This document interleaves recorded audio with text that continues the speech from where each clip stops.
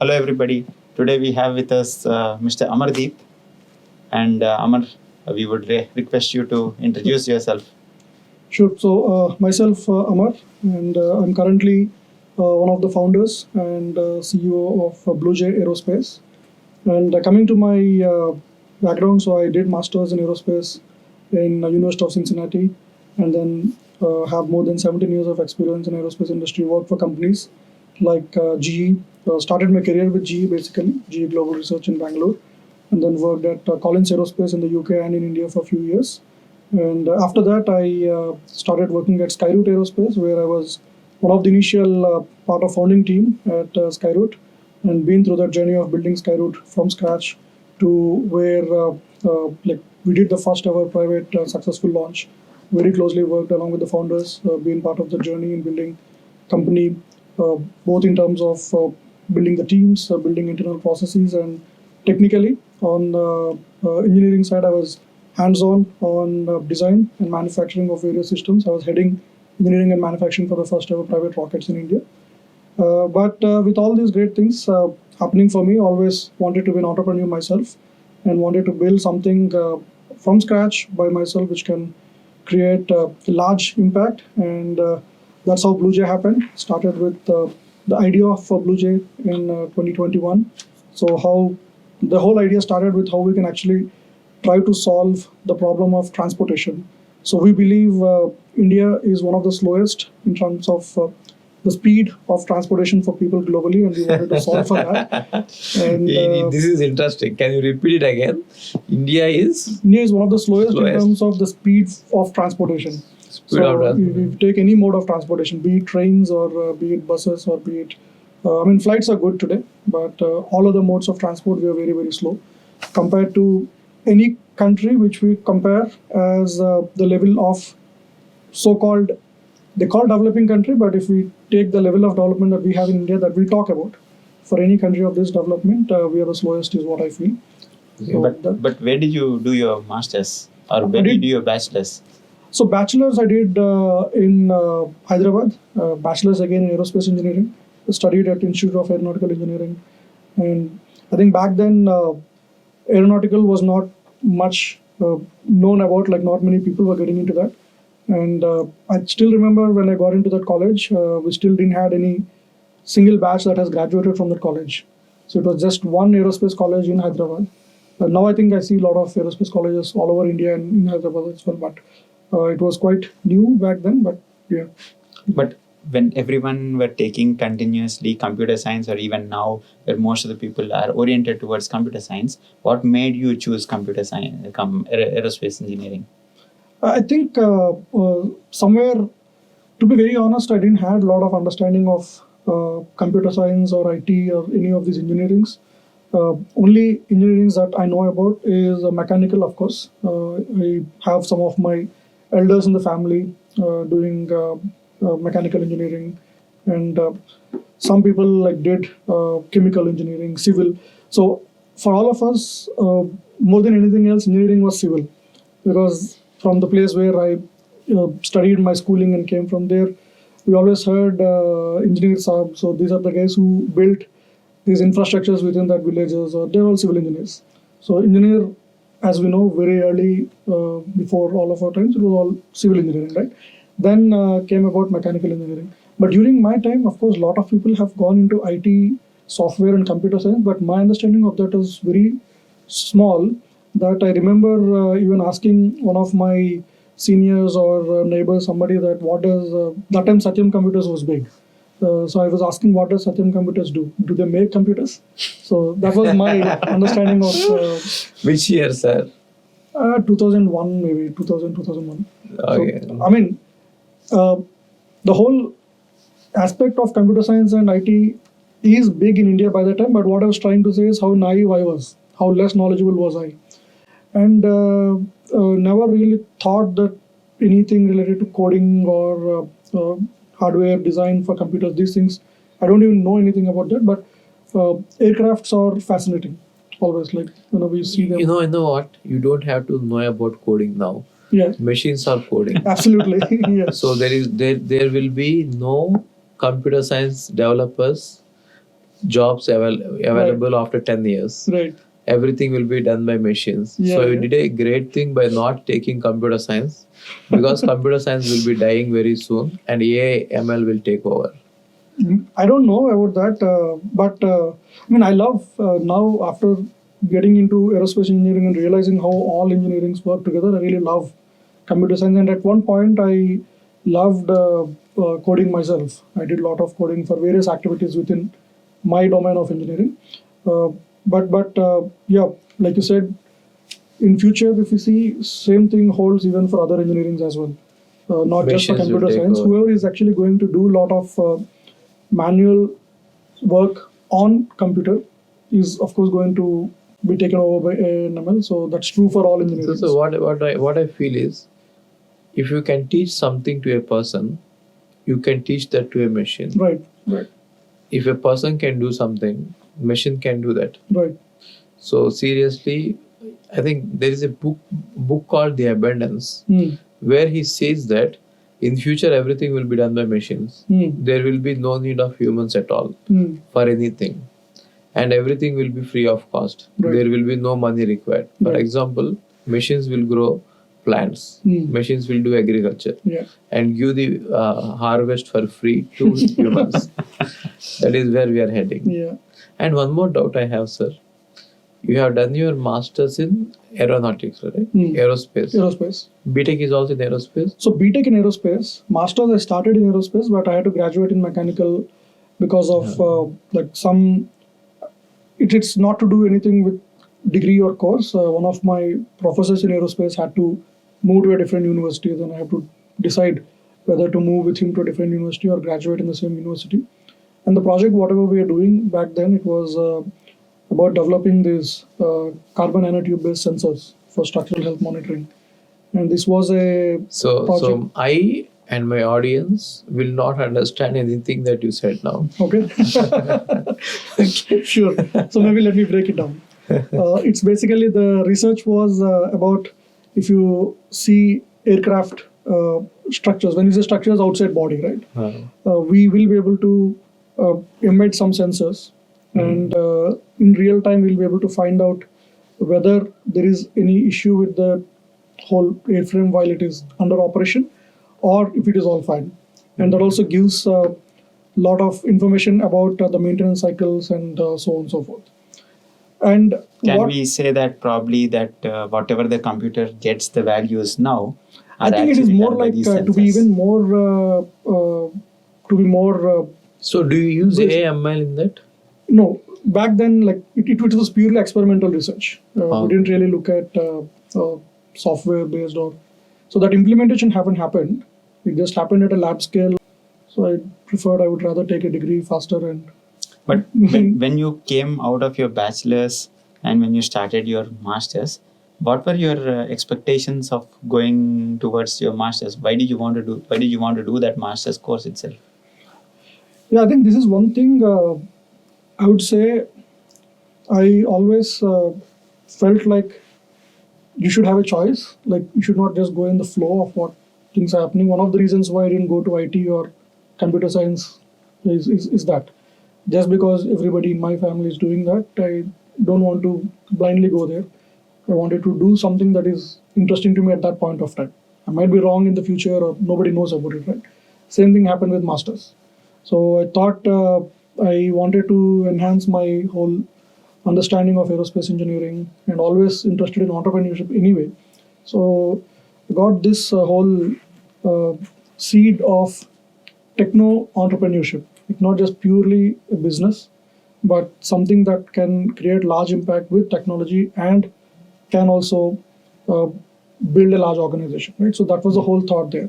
And I felt I loved aerospace anyway, so just wanted to learn more about aerospace engineering. So you just said I loved aerospace a lot, but when you started your aerospace, what were your expectations? Did it meet by the time you finish your I think aerospace? so. I think so. Yeah. What were your So when I expectations? first started bachelor's, it was funny that even the knowledge about aerospace was also quite low. People around me they said, "Why are you taking aerospace? Because you might have to."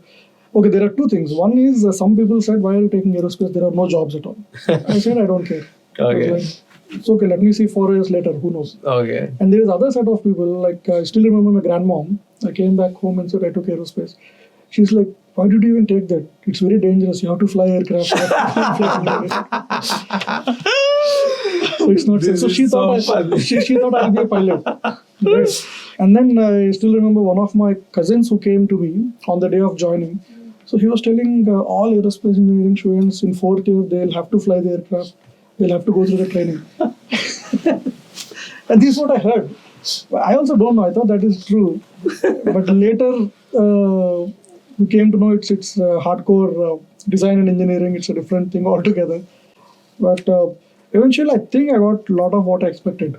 I really Like, expected, like, so if you ask me, back then, the whole thought was, even if I can just design a small component on aircraft, that itself is my life. So that was a very small expectation that I had back then. And thinking about if there is any one small component on aircraft that I can do some innovation on or improve, that's it, I'm done for the life. So, but I think as you go deeper, you get much bigger picture of what it is all about, and the scope of your expectation increases. So whatever I expected when I started is fulfilled way back in my first job itself. But then your ambition grows, your expectation grows. So that's never...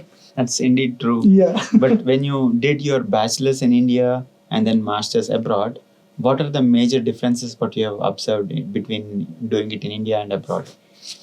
I think there were, of course, major differences in which, I mean, the biggest difference I would say is I think IITs and BITS and IIScs have these where you can choose whatever courses you wanted. So credit-based system, right?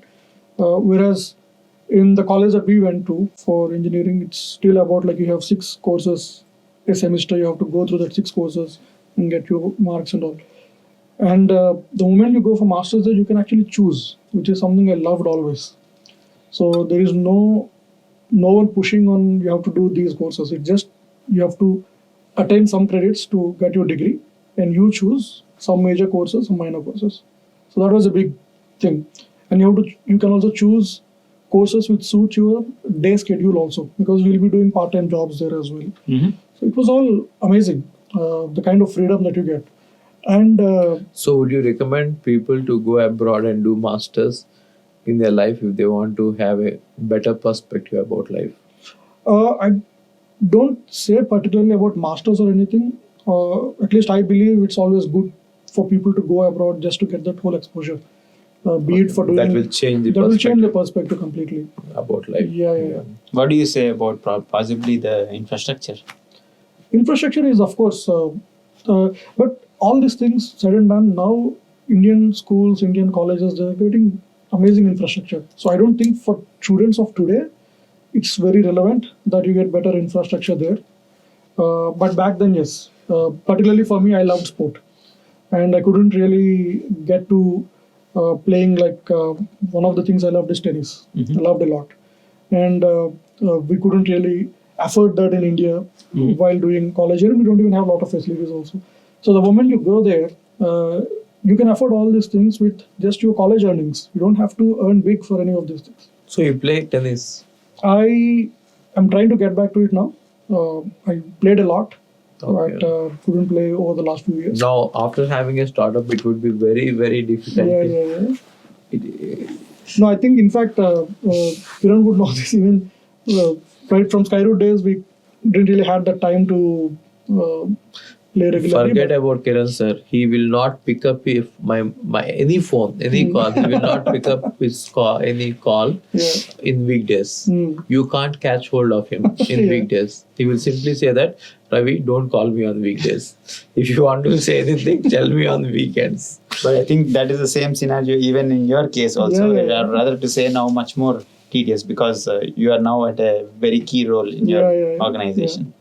So I think, but I'm also realizing the importance of not losing that things that you love, because this is one thing I felt that when I talked to many people around me, right, during my graduation or after that, not many people have or not many people know of any things that they love truly.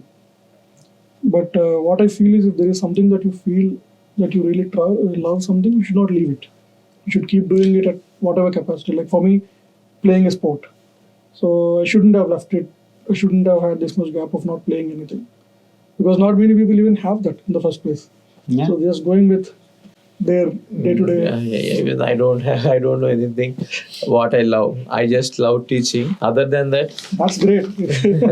other than that, I don't know anything. So I teach. So every day I teach. Yeah. But I think Amar also had the experience of working at various companies also. Okay. So during your work at established companies, were you also able to, probably you can also say about where you worked at, but you're also able to follow your what you like. Yeah, a lot. In fact, working at my first company, GE, right? So I spent a lot of time on my hobbies other than work there, even during my first job. I mean, that was a great place. GE gives that kind of space for people for everything. So I really loved that part there. And even at Collins, all these companies being global MNCs, they already have those systems set up, and you're going to play a very small role in the whole thing. So you get a lot of time for other things, which of course I used to do. But at some point you have to make a choice because you like the kind of impact that we wanted to create and a lot of things that you may not like in these large organizations. You wanted to create those changes.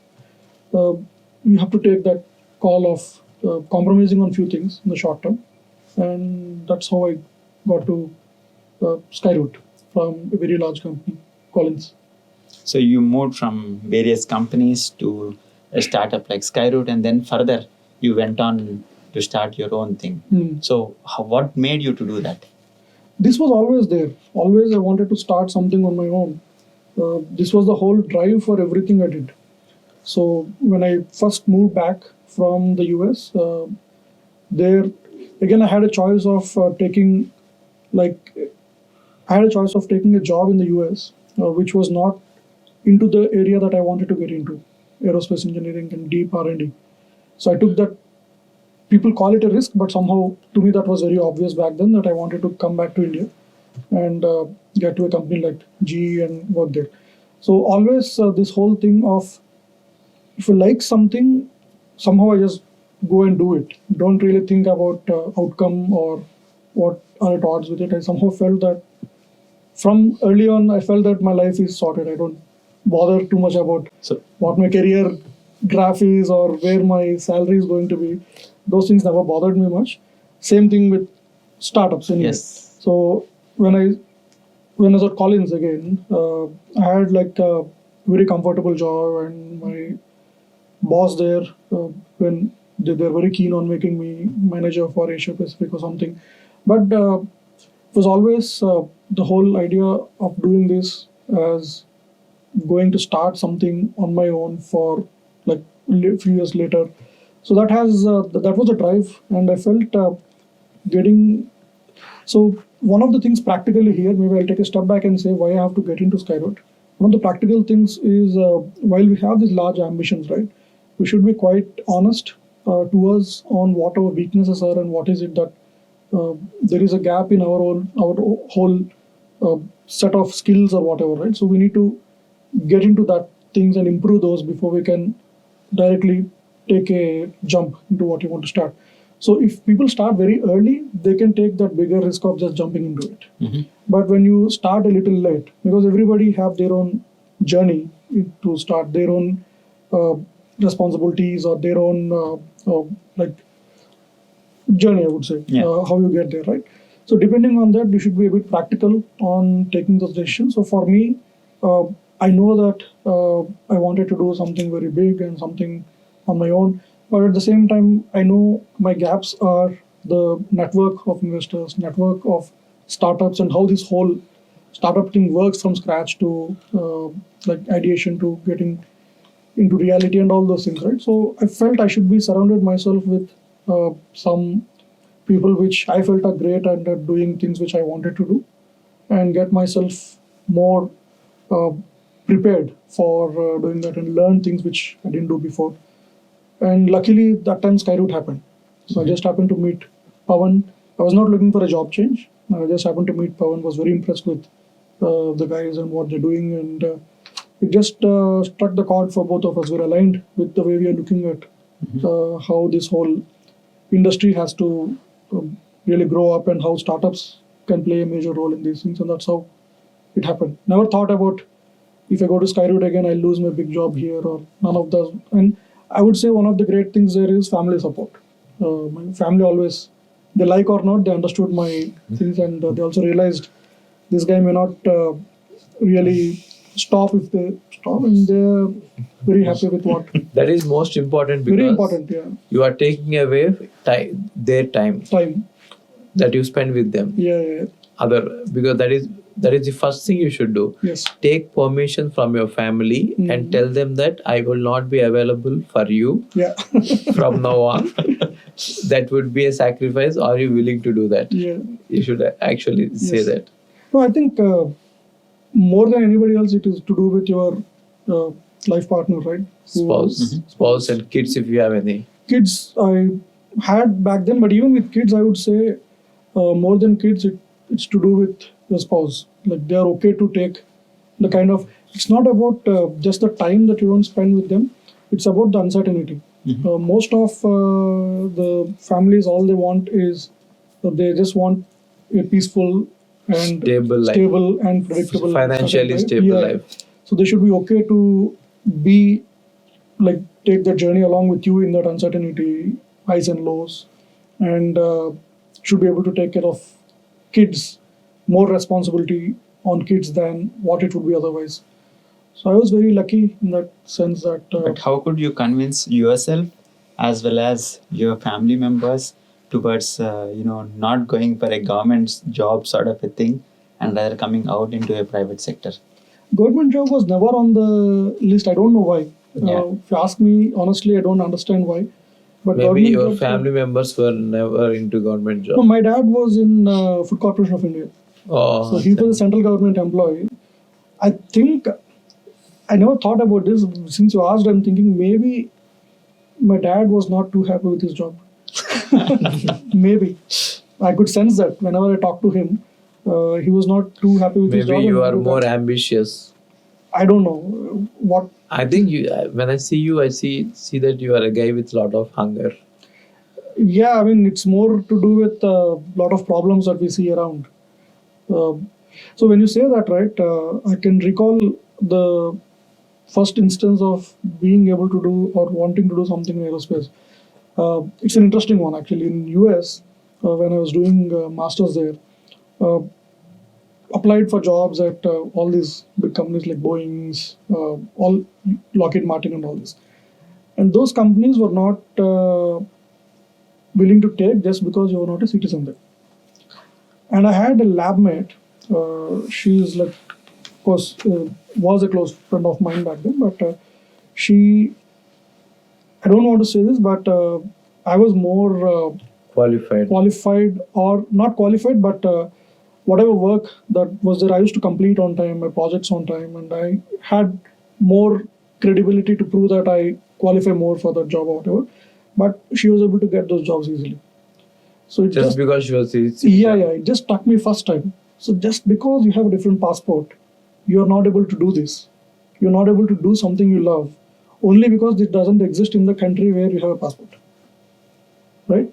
And then it just came and gone. The bigger thing struck me when TCS. So I applied for a role at TCS, or I didn't apply. I spoke to someone at TCS back then. I don't remember. TCS in the US, and they were taking a project from a big aerospace company. They also couldn't take because you're not US citizen. TCS or Wipro, I don't remember exactly. But that's when I realized it's an Indian company in the US, not able to take Indian citizens. All this is happening only because there is nothing of this sort happening in India. So where if something like this is there, I would just go back and work there. So that's where the whole seed of where we stand as a country. It started with that, but later started going like deeper and deeper into every sector and where we are completely behind. And that motivated a lot. Like, I mean, things can be done there. If somebody takes that plunge and a lot of people take that risk, some outcome will happen maybe 10 years, 15 years, 20 years down the line. So your efforts of revolutionizing or creating a new pathway for aerospace sector, I think is going to be very, very well acknowledged by the entire community now. I hope so. I think not just me, there are a lot of other companies. I mean, Skyroot is a great example of that. Lot of companies like that are required. Like at least hundreds of companies have to take that plunge, hundreds of entrepreneurs have to take that plunge. And the sad part or the reality of startups is only few of them succeed. But if a lot of them take that plunge, at least 10% of them succeed, that's at least personally I see that is the only hope for people like us. I mean, I don't want the same thing to happen for next generations. Mhm. So I don't want my son to go there again and just because. So a lot of my other friends, they just went into software jobs there or consulting jobs there just because they couldn't get a job in the field of their interest because they're not citizens. And since, like I said, I never, maybe I would say I was lucky back then that it didn't ever struck me anytime that if I don't get this, I don't have a great job or a great career. Somehow that didn't bother me at all anytime. So I could take this plunge of coming back to India and going to aerospace. If, for example, now, if you say we could switch back the time and then say, what advice could you give yourself as your younger self, which would be beneficial from all what you have learned now? In the self, for me, I would say maybe a little bit of. Tricky question. I was not too great at academics, to be honest, back then. I had a lot of fun in university, a lot of sport. I loved sports. I played a lot. What I feel is I could have done better at academics also, maybe. Because I feel a student is the only time where the beauty of the whole time of being a student is you can do multiple things. You can be great at academics. You can spend a lot of time on your extracurricular activities. You can still have a lot of fun with other things. All of these things together can be done only when you are a student. So once you take up a job or once you become an entrepreneur or any other things, right? Once you get a family, then you get very short window of doing any other things you like. You have to be very serious on many things. But I feel maybe I could have been a little bit more serious on academics also. So do you give that also suggestion to all the new aerospace students Of who are course, going to? yeah. I mean, I would say before going there, I would ask them why are they going first of all. So they have to choose is what I feel. Just don't go in the flow. Every time, whatever you wanted to do, you have to choose. It has to be your choice. One of the primary things for that is the moment you choose, the kind of independence you get from that. And later, if something goes wrong, there is nobody to blame. It's you. And you learn a lot in that journey. So it's my choice. It's bad, it's bad. If it works, great. You also learn that there are a lot of people along your journey that makes it great. So Do you also advise, for example, the students to go towards aerospace engineering rather than going for computer science? I wouldn't say anything on the engineering front. It's all about they have to have a choice on what they like.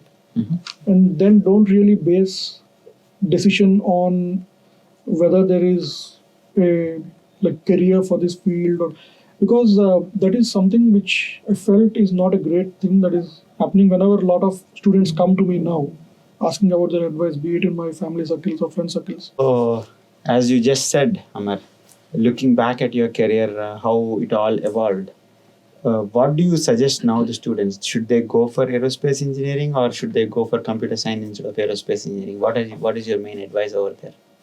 I think now whenever some students come to me, I only tell them just be clear whether you are looking for money or whether you're looking for education and learning. It's perfectly fine, either of those things. There is no right or wrong. It's absolutely fine if you want to go for money. I would say just go for something that will be most, I would say, lucrative. Be it AML, for that they might have to go for computer science. So then don't even get to the question of whether that engineering or this engineering. Just go for lucrative option. Whichever pays you more. Yeah, try to keep updating yourself with whatever additional certifications or courses that puts you in that bandwagon. But if somebody is interested in building a long-term career with decently fine, like financially, like they'll still do good. They may not earn a lot, but they'll still do very comfortable. If that is what they want and want to really learn and go into some core parts of engineering that they want to learn, then it really doesn't matter. They can choose any engineering. So every engineering is equally beautiful. This is something that I learned. I used to think aerospace was the engineering that was high tech and really interesting, but there is nothing like it. Every engineering is extremely interesting, very beautiful. The more you deep you go into it, and after a certain point, everything again converges. So any great product, at least any physical grade product that have to be built today, that needs all aspects of engineering: electrical, chemical, like mechanical, manufacturing engineering. So everything, software is everywhere, right? Everywhere. Yeah. So I would just suggest them based on this. Be clear on whether you really want to just take up a job and. Or do you One suggest more? they go behind their passion? I mean, that's exactly what I'm saying. So it's not like everybody should have a passion. Somebody wants to Somebody, yeah. just want to earn. Or passion towards their I obsession? didn't do anything when I started my BTech. Hmm. I had no passion. Yeah. So I just took computer science because I heard that salaries are high. Which is fine. It's fine. But as you go along, people identify their passions, and then that can be a choice for them. But in that early age, my usual suggestion would be just to choose what interests you. Uh, I would be more what do you say, biased towards saying don't go after money at that age. But I slowly realized that also may not be a good advice, because there are some people who are very happy with that. They're very Yeah. happy as long as they're earning good money. They're quite comfortable and want to travel a lot, want to buy luxury things and all, which is Coming to that point, as you said about money, there are a lot of aspiring entrepreneurs who are always constantly looking about. So, what advice do you give for aspiring entrepreneurs who want to enter deep tech sector? I think in irrespective of deep tech or any sector, first of all, aspiring entrepreneurs, since you asked about uh, like financial side of things, entrepreneurs should be able to take that risk. I mean, they can't expect things to be as lucrative as their peers who are into corporate jobs or anything. I mean, first of all, we wanted to do this because there is some change we wanted to bring about. But if somebody is getting into entrepreneurship just to earn a lot of money, chances are very less. Mhm. Odds are very, very like against you. Not a great investment. So if it works out, there is a chance that things might be very lucrative at some point, very rewarding. But I don't think that should be the reason for doing this. If at all somebody wants to do that for money, they would rather go for a big corporate job and try to navigate to like within those corporate ladder. I wouldn't say politics, but the game of corporate ladder. Try to play that game, and you will be much more sorted rather than getting into entrepreneurship. And you have to play a lot of games here as well, Yeah. right? So that would be my advice. Yeah, absolutely. But when you look at the overall scenario from your journey, what we can learn, there have been significant lessons for all our viewers. And I think at this point, we would like to thank all our viewers and especially you for catering your valuable time from your startup, No, BluJ my Aerospace. pleasure being here. Yeah. And we look forward for more sessions with you. Thank you very much, Amar. Thank you. Thanks for inviting me. And Thank you, Amar, for coming. Thank you.